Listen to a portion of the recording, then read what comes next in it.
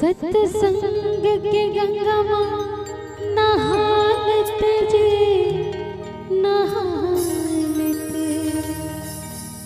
हाँ नहालते दीदी वो जिनकी न सुधर बना लेते।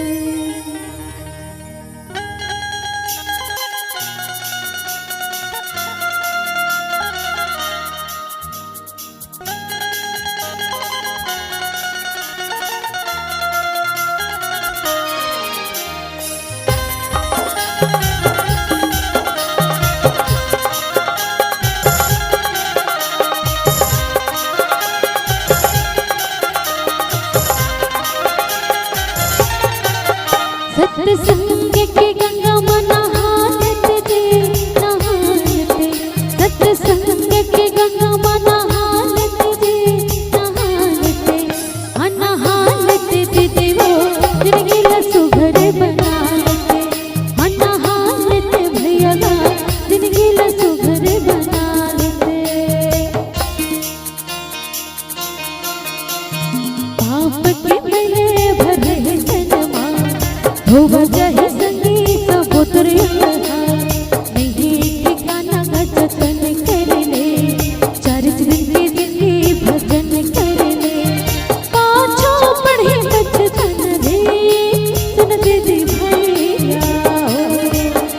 यहाँ पाछो पढ़े बचतन रे सुन दीदी भैया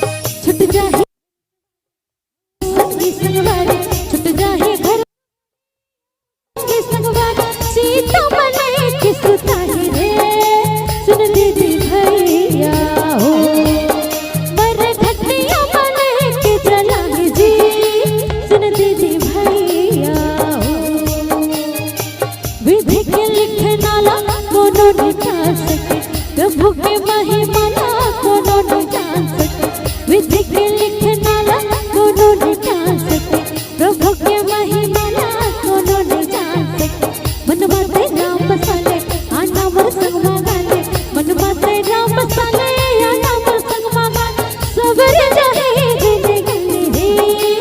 सुन दीदी भैया सबर जाहे गले गले रे सुन दीदी माया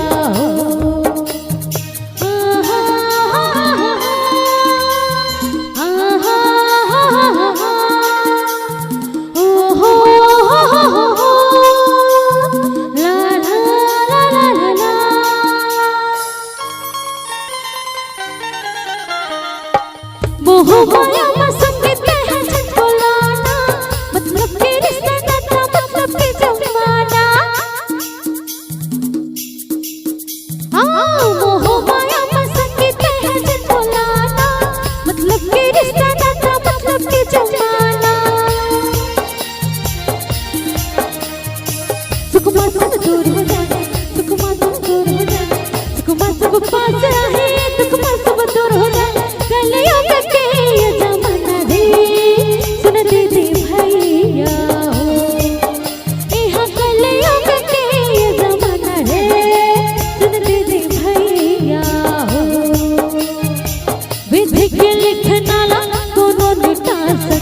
प्रभु के महिमा ना कोनो न जान सके विधि के लिखना ला कोनो न जान सके प्रभु के महिमा ना कोनो न जान सके मन माते राम बसाले आना मोर संग मागाले मन माते राम